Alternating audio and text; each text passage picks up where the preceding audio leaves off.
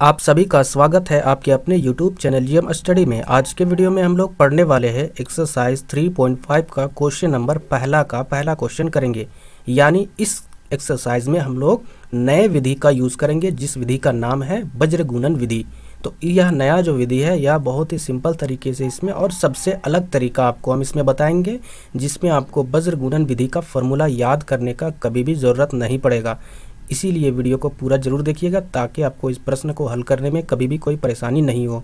तो चलिए वीडियो को स्टार्ट करते हैं और प्रश्न को हल करते हैं। सबसे पहले हम प्रश्न को पढ़ लेते हैं। प्रश्न क्या है, निम्न रैखिक समीकरणों के युग्म में से किसका एक अद्वितीय हल है।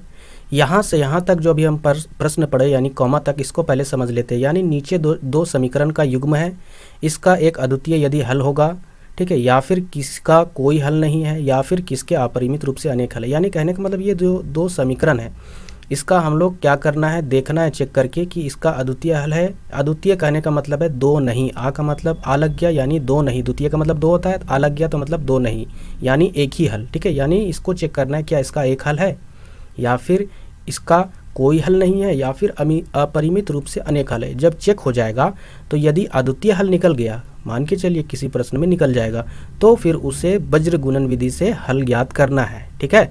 तो प्रश्न को समझ गए होंगे। अब यहाँ पर हम लोग क्या करेंगे, इसको पहले चेक करेंगे, उसके बाद फिर वज्र गुणन विधि से इसको हल करेंगे। सबसे पहले प्रश्न में जो समीकरण दिया हुआ है उसको हल लिखकर समीकरण 1 और समीकरण 2 लिख देना है यहाँ जिस प्रकार लिखा हुआ है, ठीक है। इसके बाद फिर समीकरण नंबर 1 से पिछले एक्सरसाइज में आप लोग अच्छी तरीके से इस A1, B1 और C1 से वाकिफ़ होंगे, ये जानते होंगे कि ये क्या है। फिर भी हम इस वीडियो में आपको बता रहे हैं कि A1 जो होता है वह समीकरण 1 का x का गुणांक होता है, B1 y का गुणांक होता है और C1 जो संख्या वाला पद होता है जिसमें x और y कोई नहीं होता है, सिर्फ संख्या रहता है, ठीक है। समीकरण 2 से हमको क्या मिलेगा, A2, B2, C2 यानी A2 क्या है समीकरण 2 का x का गुणांक, B2 समीकरण 2 का y का गुणांक और C2 समीकरण नंबर 2 का संख्या वाला पद जिसमें x और y कोई भी नहीं होगा, सिर्फ संख्या होगा, ठीक है।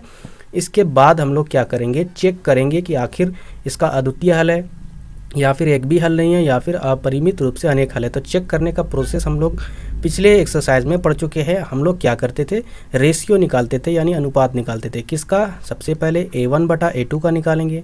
तो A1 क्या है 1 बटा A2 क्या है 3, तो यहाँ लिखेंगे 1/3। इसके बाद फिर हम लोग B1 बटा B2 का रेशियो निकालते थे, ठीक है। तो B1 क्या है -3 बटा ये -9 B2 है। तो ये देखिए माइनस से माइनस कटा, 3 से 3 कम 3, 3 3 9 यानी 1/3 आया B1 बटा B2। इसी तरह हम लोग क्या करेंगे, C1 बटा C2 निकालेंगे जैसे पहले निकालते थे। C1 क्या है -3 तो लिखेंगे -3 बटा -2, ये माइनस से माइनस कटा बराबर 3/2 आएगा। तो यहाँ पर रेशियो को यदि एनालिसिस करते हैं यहाँ पर, तो यहाँ पर हमको क्या मिलता है अनुपातों में, तो A1 बटा जो A2 है, ठीक है, ध्यान से देखिए 1/3 और जो B1 बटा B2 है, ठीक है, वह भी क्या है 1/3 यानी ये दोनों आपस में बराबर है। लेकिन जो C1 बटा C2 है क्या वह बराबर है, जी नहीं, क्योंकि यहाँ पर ये 3/2 है, इसको लिख देंगे =0। तो इस प्रकार का जब भी कंडीशन होता है तो हमेशा रेखाएं एक दूसरे को प्रतिच्छेद नहीं करती है। दोनों समीकरण का रेखा इस प्रकार से एक दूसरे के समांतर होती है। तो समांतर जब भी होती है तो उस कंडीशन में हल एक भी नहीं निकलता है, ठीक है, क्योंकि टच ही नहीं कर रहा है। यानी यहाँ पर क्या निकला, इसलिए इसको लिख देंगे कि कोई हल नहीं है, ठीक है। यानी इसका कोई हल नहीं है, ठीक है। इसका जब कोई हल नहीं है तो फिर हल निकालने का बात ही नहीं उठता है। यानी यहाँ पर ये प्रश्न पूरी तरीके से सॉल्व हो चुका है। तो उम्मीद करते हैं कि आपको यह प्रश्न समझ में आया होगा। यदि प्रश्न समझ में आया होगा तो एक लाइक और चैनल को सब्सक्राइब जरूर कीजिएगा इसी तरह वीडियो को हमेशा पाने के लिए।